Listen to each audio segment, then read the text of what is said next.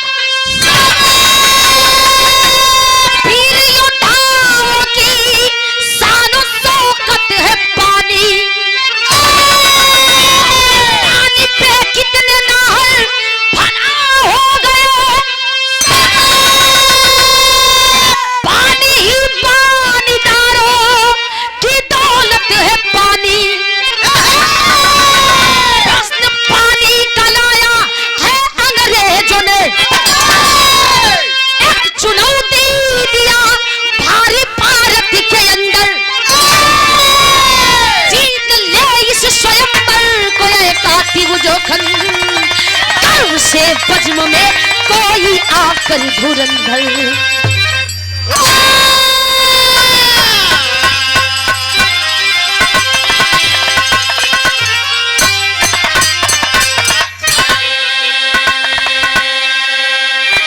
जीत ले इस स्वयंवर को ये कातिब जोखन, कर्म से बज्म में कोई आकर धुरंधर। ए भैया गौर करेंगे, स्वयंवर रखा गया। आज बाबा साहब का महापरिनिर्वाण दिवस है ना, 6 दिसंबर। आज ही के दिन बाबा साहब इस दुनिया से चल बसे, लेकिन उनके इस अंत्येष्टि के दिन को महापरिनिर्वाण दिवस के रूप में मनाया जाता है हर साल। लेकिन गौर करेंगे, बिरहवा में एक लाइन कव्वाली का बोल है, कैसे भैया?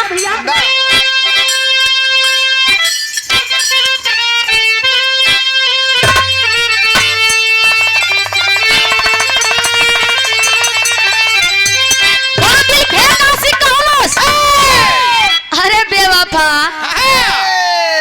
क्या कहूँ तेरे लिए? बोलो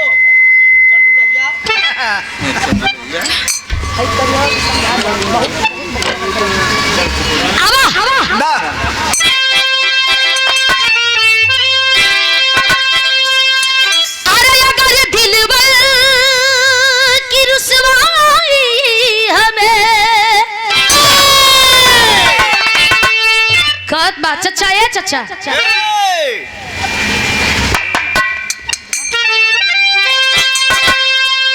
अरे अगर दिलबर की रुसवाई हमें अरे मंजूर हो जाए तो सनम तू, अरे सनम तू बेवफा के नाम से मशहूर हो जाए।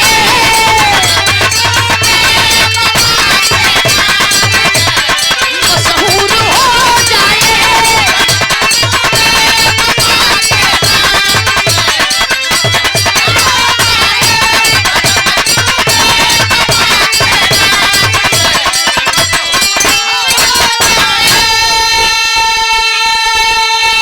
लेकिन आई लाइन जो हम बोले जाती लाइनियां लाखों ना करोड़ों पर भी भारी पड़ी।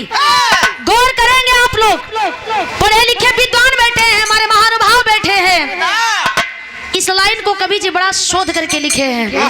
इसलिए और मैं ये दावे के साथ कह सकती हूँ कि ये लाइन, ये शब्द हर एक इंसान के जीवन में जरूर आया होगा, और जिसके जीवन में नहीं आया होगा उसके जीवन में आ जाएगा। गौर फरमाइएगा कैसे?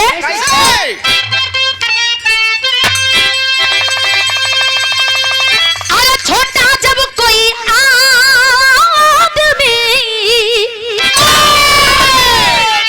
छोटा आदमी खद से नहीं बतावत है कहे का। अरे छोटा जब कोई आदमी, अरे महान होता है तो बड़ों को क्यों इस बात से अपमान होता है, अपमान होता है।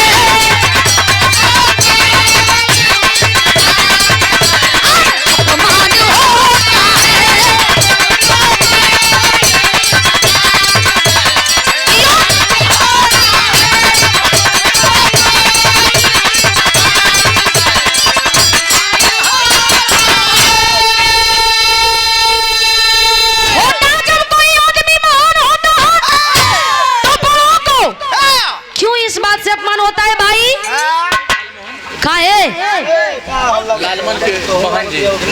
और पूज्य हमारे गार्जियन श्री लालमन जी के बहन जी, आप हमारे माता जी के द्वारा आशीर्वाद शानदार इस भाव पे 500 रुपया देकर के उत्साहवर्धन किया गया, बहुत बहुत प्रणाम। और आयर बाजार 12 दिवसीय कार्यक्रम के अध्यक्ष महोदय हमारे बड़के भैया दिनेश यादव भैया के छोट भाई सुरेश यादव भैया के द्वारा पुनः 200 रुपया देकर के आशीर्वाद दिया गया, बहुत बहुत प्रणाम। चंदन कुमार म्यूजिक मुन्ना भैया, मुन्ना भैया के द्वारा भी आशीर्वाद दिया गया 200 रुपया, बहुत बहुत प्रणाम। चंदन कुमार म्यूजिक भला तो तू खाता खोल डाला, देखी ना के लेके आवेला बड़ा चने कटत हुआ दोनों जने।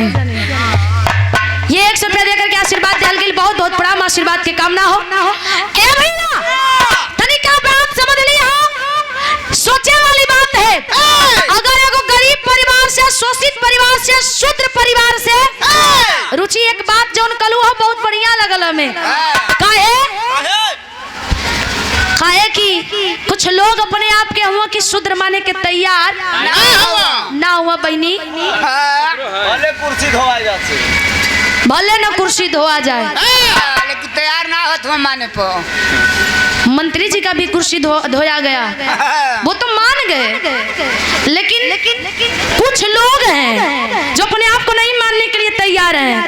मत मानिए, आज नहीं तो कल मानना ही पड़ेगा, जाहिर सी बात है। 15 बारी है इसलिए कि हम 85 हो करके भी 85 मंच पे आते हैं। मनल ही पे इतना सिटिया निकलल है, कुछ होकर मत छोड़ो आ गलो वहां सो, खाली ये नाम लेते हो अपन काम चलावे खाती के। संविधान बचाना है, संविधान बचाना है, अपना काम करना है, भाड़ में जाए जनता। ए भैया अगर कोई गरीब परिवार से लड़का लड़की उठ करके मेहनत करके अपना मंजिल को पा लेता है, औरों को पता नहीं काहे ईरान के जलन होखे लगेला, काहे जलन होला हो भैया। एगो फिल्म बनावल जाले, वो फिल्म के आदमी देखेला तो 2.5 घंटा, 1.5 घंटा, 2 घंटा, 3 घंटा मिनिमम, लेकिन वो फिल्म का पीछे कितना मेहनत कइल गइल बा, वो मेहनत के तो कोई देखे के कोशिश ना करेला। एक फिल्म बनाने के लिए लोग 6-6 महीना, साल भर, 2-2 साल लगा देते हैं। पर्दा पे हर चीज के बढ़िया से प्रस्तुत कइल जाला, तो ओकरा पीछे के जो मेहनत बा, वो मेहनत के देखता लोग तो शायद ऐसा करे कि तू लोगन के हिम्मत ना पड़ी। एक बेटा एक बेटी गरीब परिवार से, शोषित परिवार से उठ करके, चाहे हम हो या कोई भी हो, उस समय में बाबा साहब भी जितना स्ट्रगल किए, जितना जिल्लतें झेले, शायद ही कोई इंसान झेलता। आज आदमी मेहनत करके इतना ऊंचाई पे जा रहा है, तो फलनवा कैसे जात हो, कैसे रोज रोज नया कपड़ा पहनत हो, कैसे बढ़िया खाद पहनत हो। अपने विपत से ना परेशान हुआ लोग कि हमारे घर में पहाड़ टूटल है विपत के, भैया अपने विपत से ना परेशान हुआ, दूसरे के खुशी देख के जलन होता। यही लिए माचिस भी माचिस का तिल्ली भी एगो साबित कैले हो कहावत कि दूसरा के जरे वाला खुद पहले जर जाला। माचिस का तिल्ली से सीख लिया लोग कि पहले दूसरा के जरावे से खुद वो जर जाले। काहे वो बराबर हो जाई, बढ़ जाई, आगे बढ़ जाई तो तोरे बराबरी का हिस्सा छीन ली, तोरे बराबरी का टक्कर देवे लगी। यही से घबराता रहो। अरे नहीं, अगर कोई मेहनत कर रहा है तो उसको ऊपर उठा दीजिए। उड़े वाला चिड़ै के तो सबे उड़ावेला, जेकर पंख नहीं होकर सहारा बन के तो देखा। ए भैया गौर करेंगे।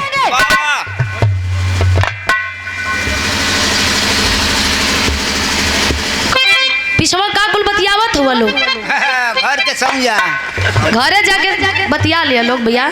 रोज रोज थोड़े मन का बोल जाई।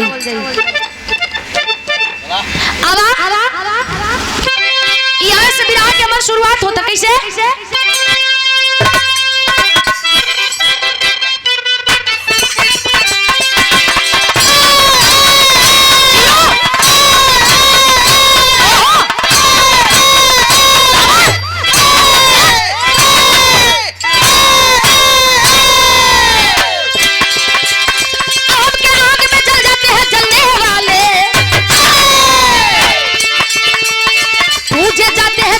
बदलने वाले ना धनुष तोड़ना, ना बाण को चलाना है, ना पसा खेलना, ना जोर को दिखाना है। ऐसी दुल्हन है जिसके तरस रहा अंबर है, उसी अनुपम अनमोल का स्वयंवर है। राजा ब्रिटेन का फरमान एक भेजवाया है, स्वयंवर दिल्ली में उस दुल्हन का रखवाया है। स्वयंवर दिल्ली में उस दुल्हन का रखवाया है, स्वयंवर दिल्ली में उस दुल्हन का रखवाया है, करली में भेजवाया है।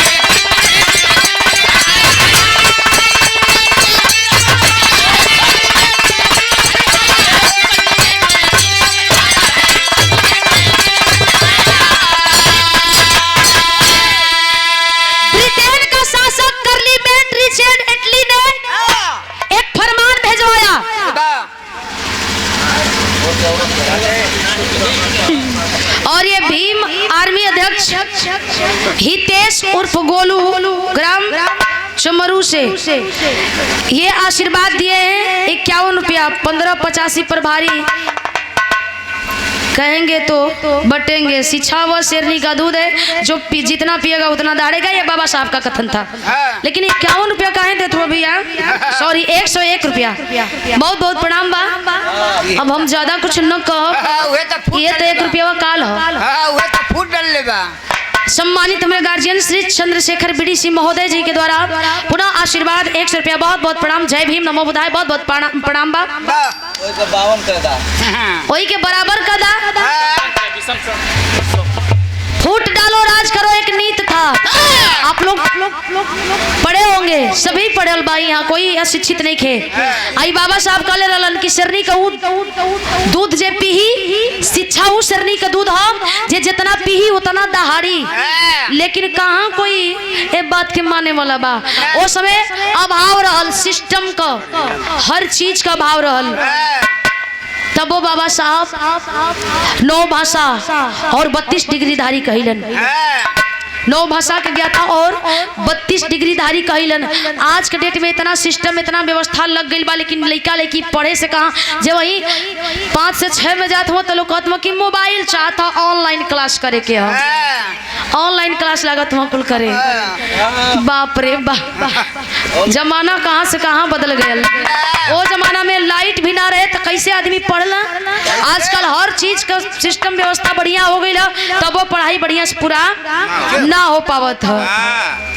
ए भैया 1946 में कर्लीमेंट रिचर्ड एटली ने, ब्रिटेन का शासक और वहां की महारानी एलिजाबेथ द्वितीय ने एक फरमान भेजवाया। दिल्ली में, अपने भारत की राजधानी दिल्ली में ही एक स्वयंवर का ऐलान किया। आप लोग जान ले कि स्वयंवर में पहले के बारात जाए तो स्वयंवर होके जन्मोत्सव हो जाए, 2 दिन 4 दिन कुल रह जाए भैया। आज तो बाप रे आदमी जात मत और पूजा लगा था कुल खेला खत्म। पहले माता बहन गाड़ी गीत गावत गावत रात भर फेकरी के मरी जाए। आज के डेट में द्वार पूजे पर जवन गाड़ी गवाई गयल हो ही गयल निकल लकुल पतली गली से। ए भैया स्वयंवर में ऐसा ना कि वहाँ जहाँ बाबू पहुँचल वहाँ बेटा हुआ पहुँचल। स्वयंवर में यो कुल होला बाप बेटा कुल चाचा दादा संग ही पहुँच जालन। मला तो हमार लो जाई के दिन हमार लो जाई बबुआ पहुंचल बड़ा तू तो बाप बेटा दोनों जानी पहुंचबा ठीक है पहले हुआ जाए। ए भैया आखिरकार वो दुल्हन कौन है उसे पाने के लिए लोग तरस क्यों रहे हैं। विराह में एक लाइन गीत लगा था। अब गुरुजी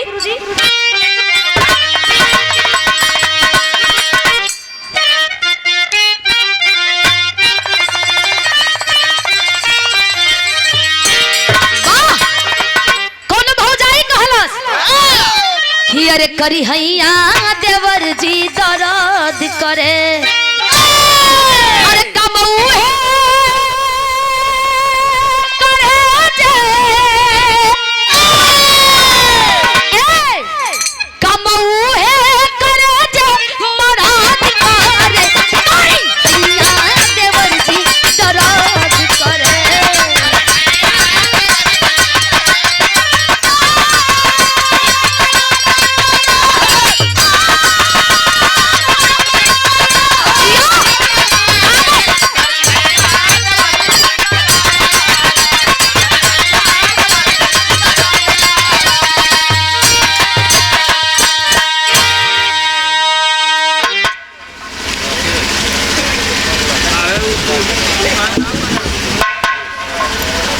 और विराह की मीडिया प्रभारी सोशल मीडिया पे एक्टिव रहने वाले पूरे विराह जगत में पूरे पूर्वांचल में जहाँ तक विराह है वहाँ तक आपका नाम है। एक कलाकार से ज्यादा आपका नाम है। आप हमारे बड़े गार्जियन सम्मानित श्री कमलेश वर्मा चाचा जी के द्वारा पुनः सुंदर पुष्पहार के साथ 100 रुपया दिया गया। बहुत बहुत प्रणाम आशीर्वाद की कामना हो। मनोज भैया तो अहू के मिले वाला का हमार सगा हुआ हमके ना दी है ले ला 20 रुपया कम का मिली का लगे ना तो आज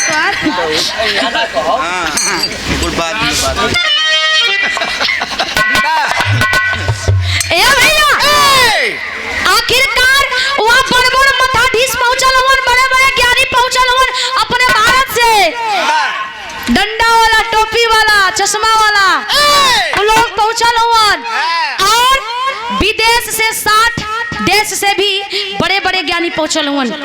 अंग्रेजवन का नाम है का नाम है अरे होला चहले जे चुनौती पानीदार के खातिर नहीं होला हो ही जना नहीं होला हो ही जना कबार के खातिर चहले पानीदार के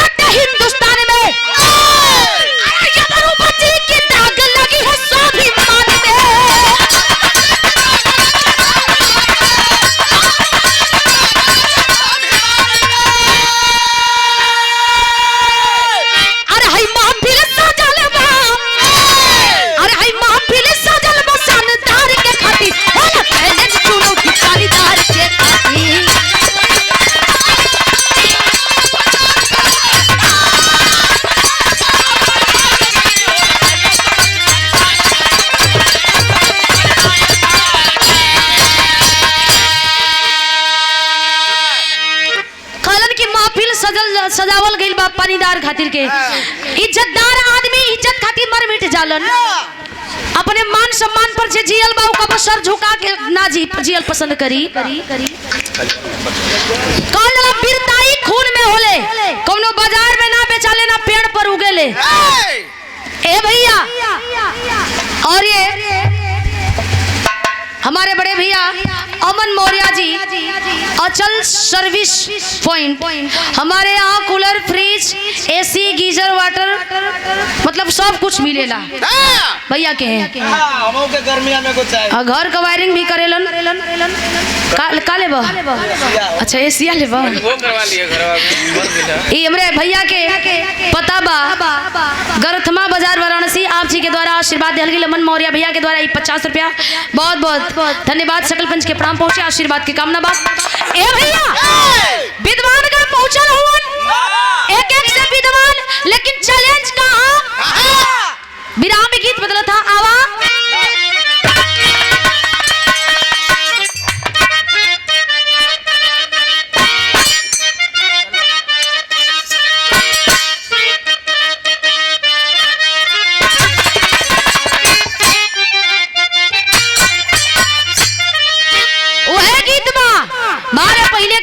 लिखवैया अरे कजरा मोहब्बत वाला अरे अखियों में ऐसा डाला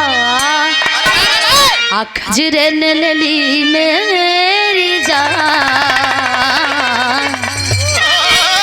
खजरे ने ले ली मेरी जान हाय कुर्बान लेकिन कहना बका हरे अनुपम दूल्हिया प्यारी दुनिया में सबसे प्यारी दुनिया में सबसे प्यारी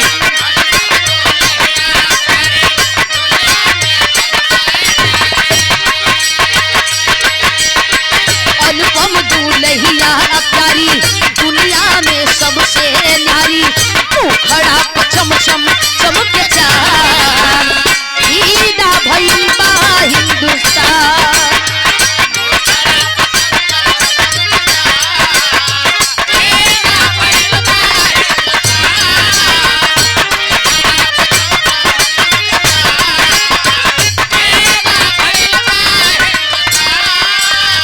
कितनी सुंदर दुल्हन बा जकरा पाड़े खातिर के पूरा लोक दर्शता कैसे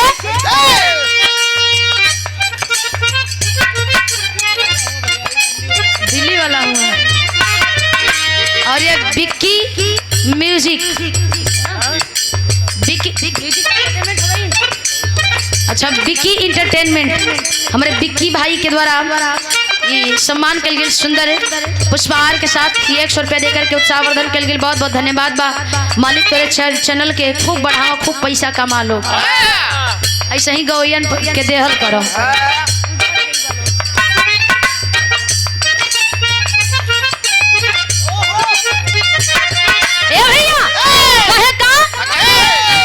रस रस माजारी के लाखों दीवाना भइले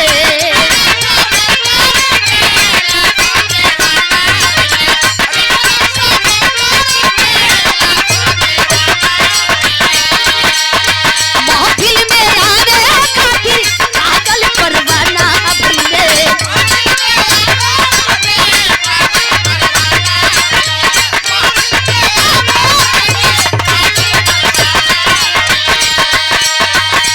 चल मचवलू जानी लूट के चललू सब कर पानी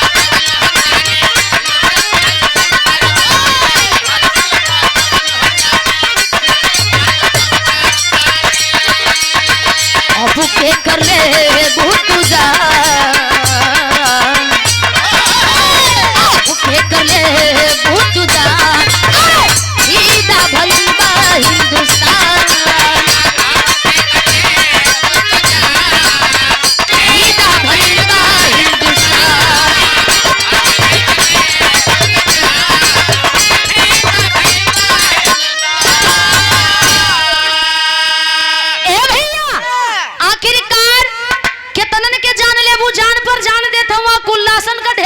ए प्यारी मान जैतू हो आखिरकार उ दुल्हन कितनी सुंदर बिया जकरा के पावे खातिर के देश तो छोड़ा विदेश भी पगलायल बा। बाप रे बाप, आखिर तो कुछ तो खासियत होई उ दुल्हन में। विराह में गीत बदला था आवा।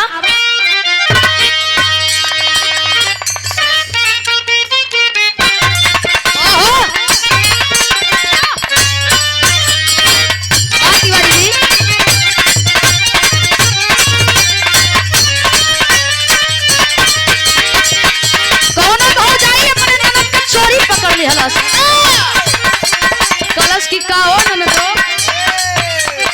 कहां से मारे उछड़त कूदत आवत हो नदिया। कलश की अरे चुप रहा भौजी, जाए दो जवन भई तवन भई। कलश अरे चुप काहे के रही हो, एकर राज कहा बताइबू। आई हो दादाई का कुल भयल कहत है का। अरे अरे ननद हो, अरे अरे ननद बताव दिल के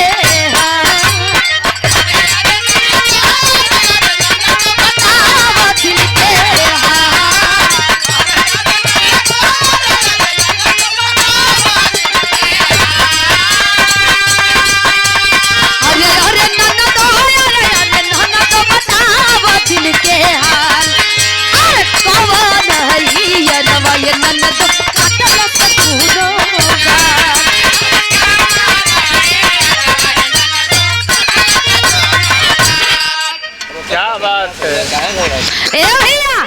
लेकिन अगर जवन का कहा नाम का हो आवा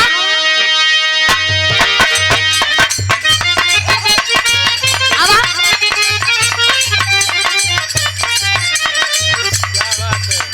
वाह आज लागता आमदनी हो रही हमानों के। सुंदर पुष्पहार और ये 100 रुपया देकर के आशीर्वाद दिया गई। हारमोनियम के बहुत ही अच्छे बॉडीटर प्लेयर हमारे सम्मानित कवि जी भी हैं, एक लेखक भी हैं सम्मानित श्री सुशील कवि जी। आप जी के द्वारा सुंदर पुष्पहार के साथ 100 रुपया देकर के उत्साह वर्धन किया गया। बहुत बहुत प्रणाम, जय भीम, नमो बुधाय, बहुत बहुत साधुवाद, कोट कोट वंदन, अभिनंदन बा कहे का। अरे अरे पीरावा, अरे अरे पीरावा बली खल साथ सवा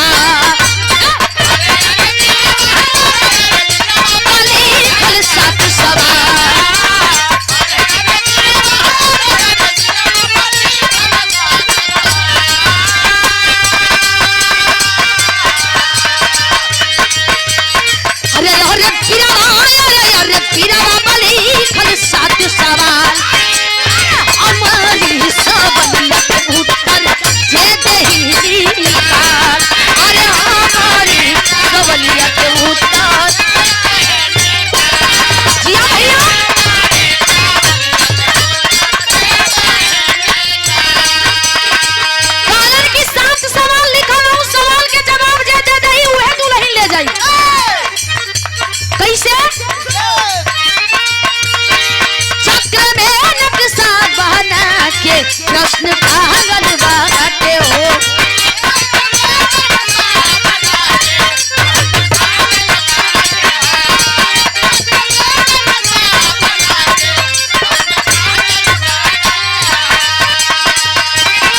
देखी के आगा भूत सावलिया पागल बाटे हो।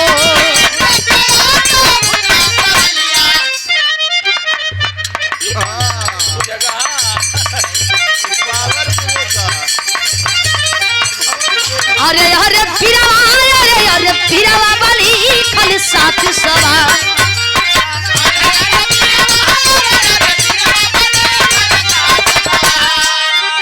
अरे अरे पीरावा, अरे अरे पीरावा जे हो के ठोके तार हमारी सावलिया के उत्तर दे देही तार।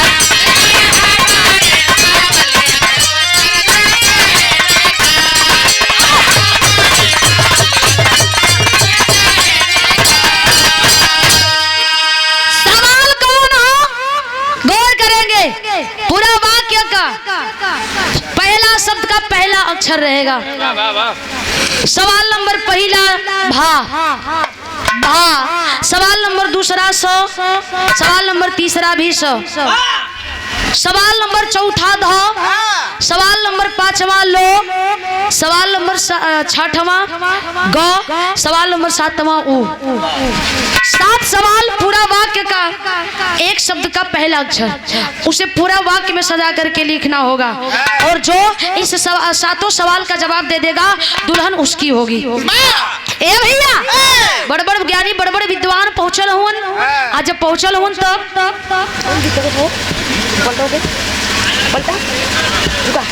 ए भैया सोलिया चक्र में बीचों बीच वही महफिल में टांगल हो। बड़ बड़ विद्वान वो हाथ पर हाथ रख के ताकत हुन ऊ कहतवा उन्हें ऊ कहतवा उन्हें एका जरी ऐसा हुआ कहला कि नहीं हमरे और मत ताका हमारी बस का बात ना का जनी कहता हूँ कि कुछ समझ में आवत था लेकिन थोड़ा सा लास्ट में फंस जाई। ए भैया होत का तनकी सा जनते हुआ अंग्रेजवन के और लहकावत हुआ कुल पीन मारत हुआ कैसे गीत बदलत था बा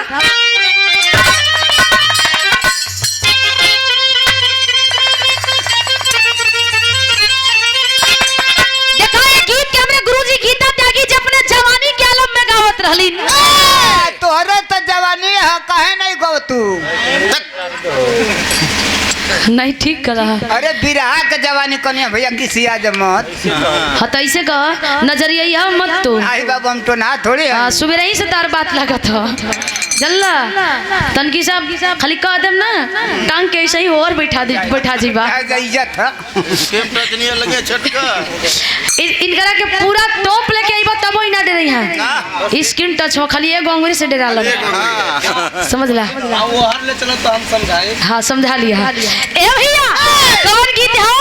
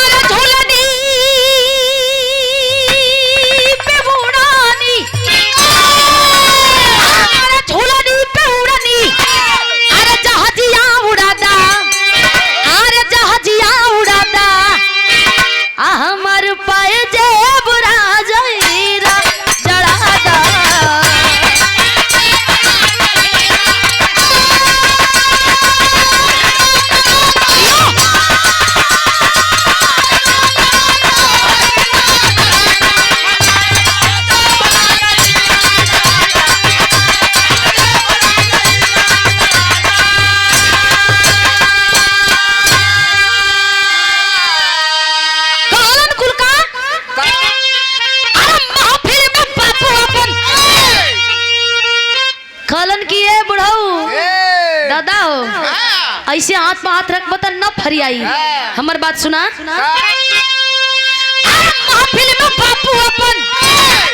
महफिल में बापू अपन अरे जवाहर देखइबा आ सुना ये बुढ़ाऊ दुल्हन ऐसे ना पइबा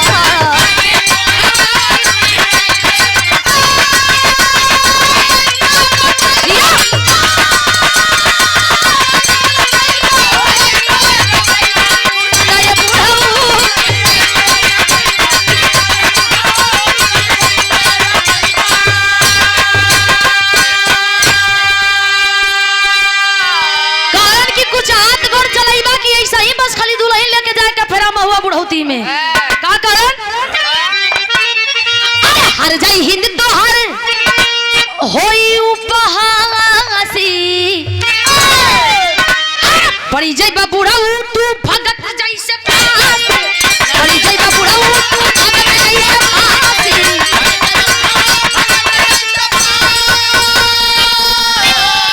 महफिल में तू जवाहर देखइबा सुनाए बुढ़ाऊ दुल्हन ऐसे ना पइबा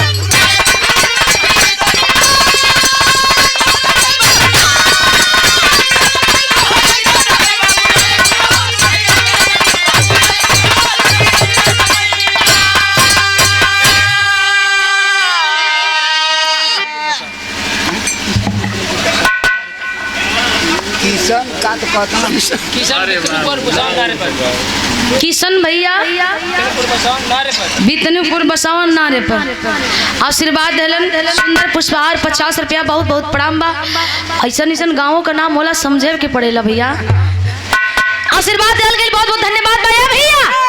आखिरकार खलन की भगत जी से फांसी पर लटकावल जी अगर ना बताई बाता। लेकिन बाबू गौर करिए, सवाली का जवाब कोई देवे के तैयार ना हो। वही महफिल में अभी डॉक्टर बी आर अम्बेडकर साहब जी जीवित थे। वो महान विभूति देख रहे थे कि देख रहे हैं कि कौन इस सवाल का जवाब दे रहा है। आखिरकार देखत देखत करत का हुआ विराग सलीम भावा।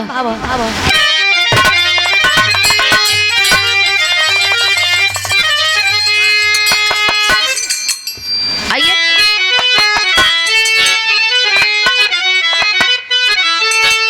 और आप पगड़िया पानी वाला रख लिए, पगड़िया पानी वाला रख लिए, गूंजल विश्व में बाबा साहब की जय करिया।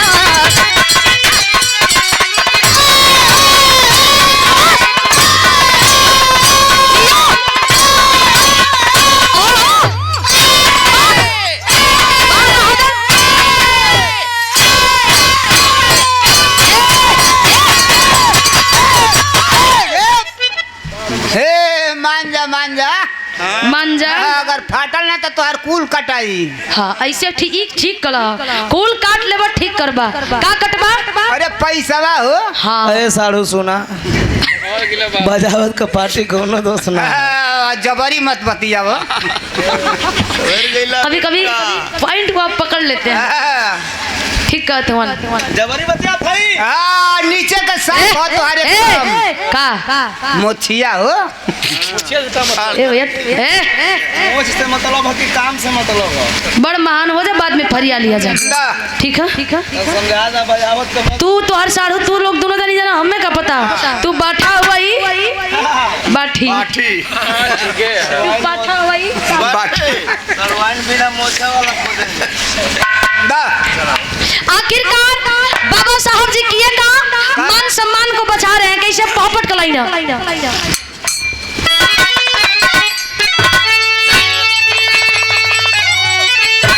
कभी जी आकर की मजाक का मूड में रहलन लिख डलन का। अरे अपने पाहुन के का देवा पहुरावा सार बहनोई के।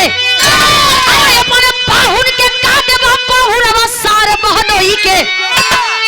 प्यार देवा की कोही नूर के आर सार बहनोई के।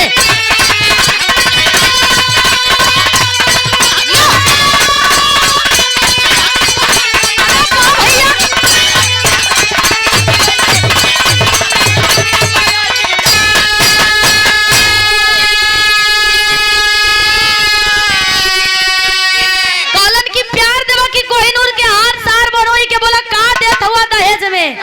यो एगो रस्म नु होला बा भैया। और हमारे बीच में हमारे बड़े भैया सुनील यादव भैया बालू मंडी रामनगर से बनारस से चल करके अपने टीम के साथ महल बनी। भैया के स्वागत बा, अभिनंदन बा, प्रणाम बा। बैठल जाओ। बिरहा का दीवानगी कहाँ से कहाँ खींच के लियावत है बा भैया। बहुत बहुत प्रणाम बा, पूरा टीम के धन्यवाद बा, आशीर्वाद के कामना रही। ए बाबू आखिरकार भयल का अरे सारे प्रश्न के उत्तर बाबा साहब दिए बताई हो। जीत के माला प्यारी दुल्हन आके दिया पहनाई हो। अरे तो खिलल गुलिस्तान आ गई बाहर सार बहनोई के। अरे है प्यार देवा की कोहिनूर के हर सार बहनोई के। औलन का देवो खाजा बतासा देवल का चाहता सुखाई का जा ए भैया। आखिरकार बाबा साहब उस सातों सवाल के जवाब लिख करके चल दिए। आज जब चल दिए तो आलम बता प्रथकवा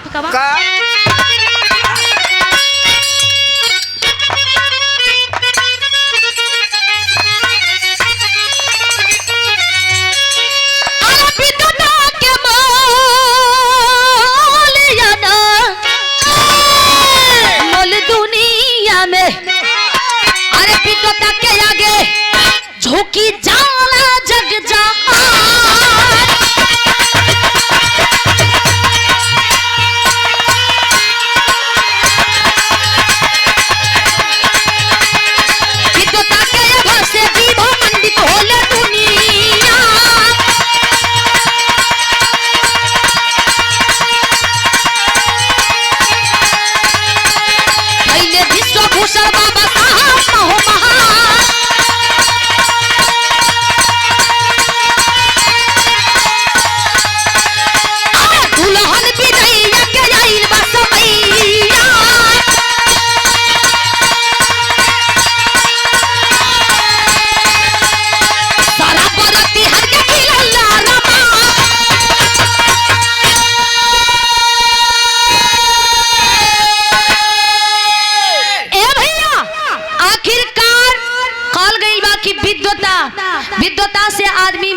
बन जाला।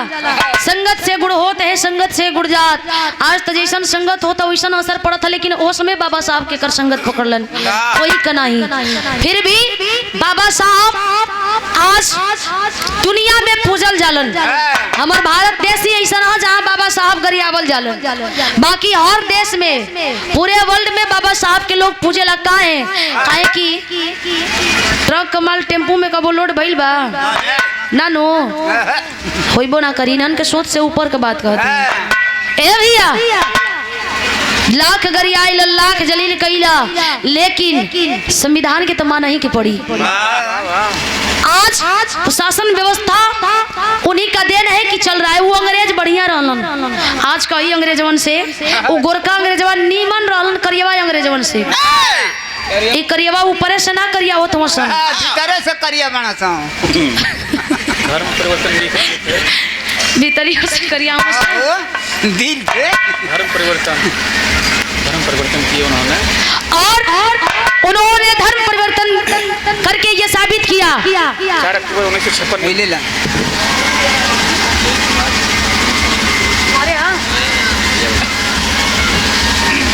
दे तू हमार नाम तो अपन बुलवावत हुआ तो हर चैनल का कब आई दोनों जन के कहीं में मिली जुली सरकार का बिया ने हिसाब लेते हैं। और हमारे बड़के भैया विजय कुमार भैया भोजपुरी संगीत चैनल के मलिकार महोदय, बड़का भैया छोटका भैया दोनों जने कहीं में काम फरिया ले हलो। सुंदर पुष्पहार के साथ ये 200 रुपया देकर के उत्साहवर्धन किया गया। बहुत बहुत प्रणाम।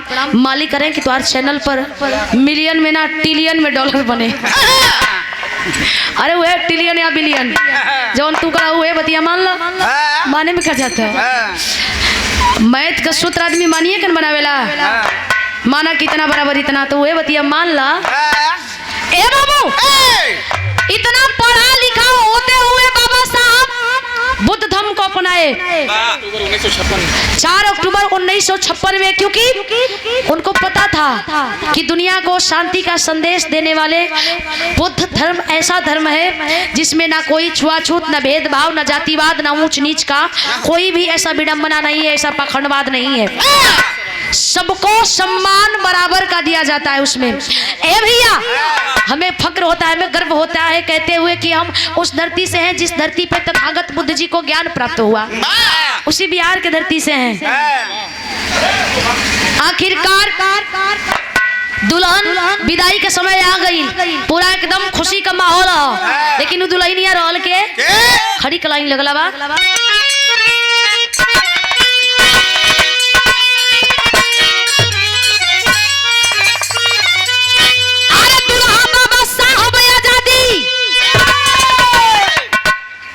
की सावता मन नहीं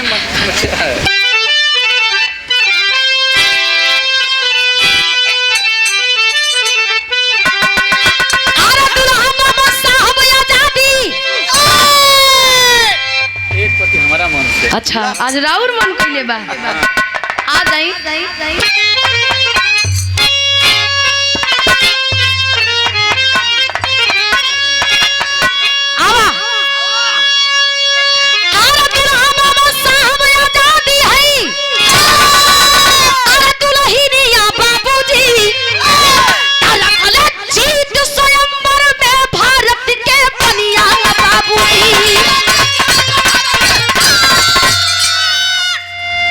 रखले जीत स्वयंवर में भारत के पनिया बाबूजी। देखा मनोज भैया, एक बात तो साबित होता कि इतना भार इतना लोड सहत तू छोट हो गई हुआ। ए भैया तो से छोटाई से हमें ना मतलब है, ये तुम्हारे बाबू के मतलब है, तुम्हारे साढ़ू के मतलब है। तोरे बाबू से तुम्हारे वो और अंदर की काहे छोट हो गई लन, ये बेचारों के तकलीफ होला। काहे भाई उनके दिक्कत होसे का काम से मतलब रखा जा। हाँ, काम से उनका मतलब रखा जा। अरे चढ़ुआइन के हमरा बड़ी दुख होता भैया। ए भैया, वही आजादी दुल्हन थी जिसके लिए ये लोग तरस रहे थे। आज हम लोग यहाँ अमन चैन से सो रहे हैं ना, अमन चैन की सांस ले रहे हैं ना, खास करके हम नारियों के लिए। बाबा साहब लड़े, जहाँ एगो कुत्ता पानी पी सकत रहे हो तालाब में, एगो इंसान ना पानी पी सकत रहे। बारे आजकल आदमी एनिमल लवर भइल बड़न।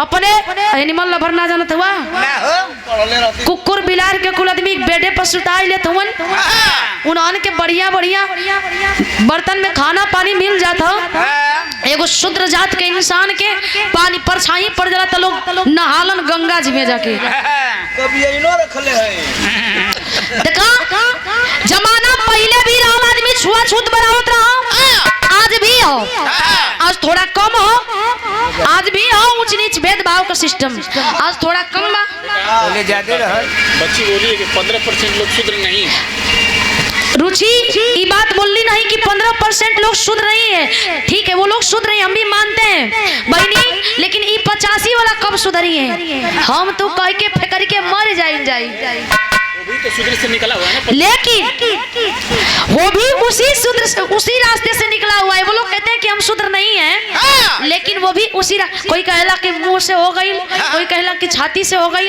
कोई कहला कि कमर से हो गई नाभि से हो गई केहू काने से लेकिन हम भैया शुद्र से भइल ही जा हम तो मानी ला कि हम हुए हैं जा शूद्र से पैदा हुआ है हर मानव उसी शुद्र से पैदा हुआ है वाह क्रिटिकल पॉइंट आप नोट किए हैं ए भैया ऐसा व्यवहार ऐसा विचार नहीं रखना चाहिए सबका सम्मान बराबर का हक दिलाए ना बाबा साहब हम नारियों के लिए क्या था कहना से कि का देले हुआ ओटावा न लोगन का बाऊ देले हुआ नहीं सही कले हुआ सबके लिए लड़े थे वो एक इंसान के लिए एक जाति एक बिरादरी के लिए नहीं लड़े थे अगर वो चाल होतन तो खाली लड़के शूद्र खातिर के हमान खातिर के दलित पिछड़ा खातिर के लड़के कुछ ज्यादा ना लिख दिले होते घसेट दिले होते तक क्या करी आज जवन चीज वो समय जबरदस्ती घसीट के बगेदल जात रहल कि मंदिर में मत घुसिया आज जबरदस्ती घसीटल जाता कि जा पूजा करा वो समय वो लोग संविधान को पढ़ लिए वो समय वो लोग संविधान को पढ़ लिए आज आपका जहाँ हक है वहाँ वो लोग कब्जा करके बैठे हैं आज आपको दूर दूर है अबे रैली निकली नेताजी का तो सबसे ज्यादा जितना कुल फलाने फलाने को प्रधानवा तो दुनिया तो ही तो कुल झंडा लेके पूरा झंडा डंडा ढोवे लगे हम और उन्होंने के बेटा डिग्री ले खातिर प्रदेश विदेश में जाते हुए पहले कहाँ है सोचे वाली बात यह कि उन्होंने के बेटा बेटी 40 साल का 4 साल का बोला सन तो 400 साल पुराना इतिहास जान जाला कुल मन के 40 साल के और के बुढ़बकवा कुल 100 साल का इतिहास ना जान पावे बहुजन समाज के लिए नहीं बल्कि पूरे समाज के लिए बहुजन समाज के लिए नहीं पूरे समाज के लिए लड़े तिरंगा झंडा बताया जाता है उस तिरंगा झंडा में चक्र का निशान उन्होंने ही दिया पहले ये नीला रंग उन्होंने ही दिया राजा पैदा कर पहले रानी का गोख से राजा ही पैदा होत रहलन उहे शासन करत रहलन अब तो अंगूठा का बल के बदौलत आदमी जकरा के चाहिए ओकरा के राजा बना दे मारे के उहा राजा हो चोरवा कुली भी अमवा नानो हटावत हुआ हो कहो सुनील भैया जब दिन बैलेट पेपर से चुनाव हो जाई दूध का दूध पानी का पानी हो जाई हम चाहते नहीं कि भैया यही कड़ी में रहुआ आप लोग आज ही सम्मान हम कह दी मन से बिहार के हमारा लास्ट पॉइंट हो आज ही लोग हमारा देश आजाद हो गया था 1947 में लेकिन बाबा साहब का संविधान 1950 में लागू हुआ 26 जनवरी को ये देश गणतंत्र बना क्योंकि अंग्रेज जब छोड़ करके जा रहे थे तो ये उन्होंने पूछा कि किस बेस पे आप अपने देश को चलाएंगे कोई नियम कोई शासन व्यवस्था अंग्रेज तो यहाँ आकर के बिजनेस करने के लिए लोग आए थे देखे कि यहाँ का सिस्टम सब कुछ एकदम बहुत गड़बड़ है तो वो लोग यहाँ रह करके कब्जा कर लिए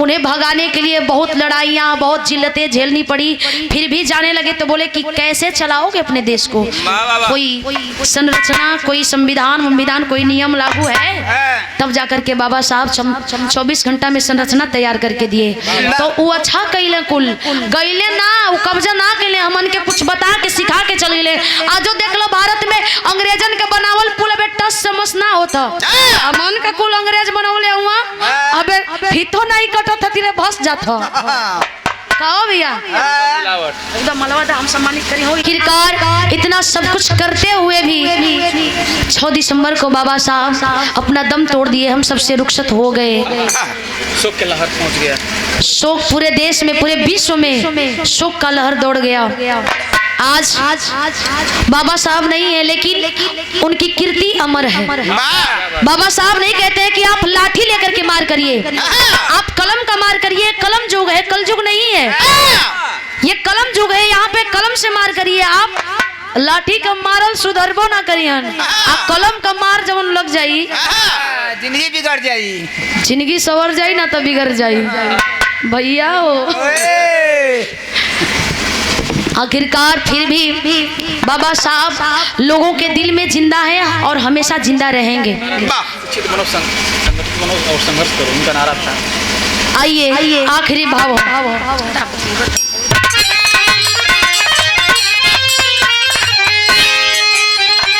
अरे पत्तू छे बर महामानव को कोटि कोटि वंदन, काशी बुल्लू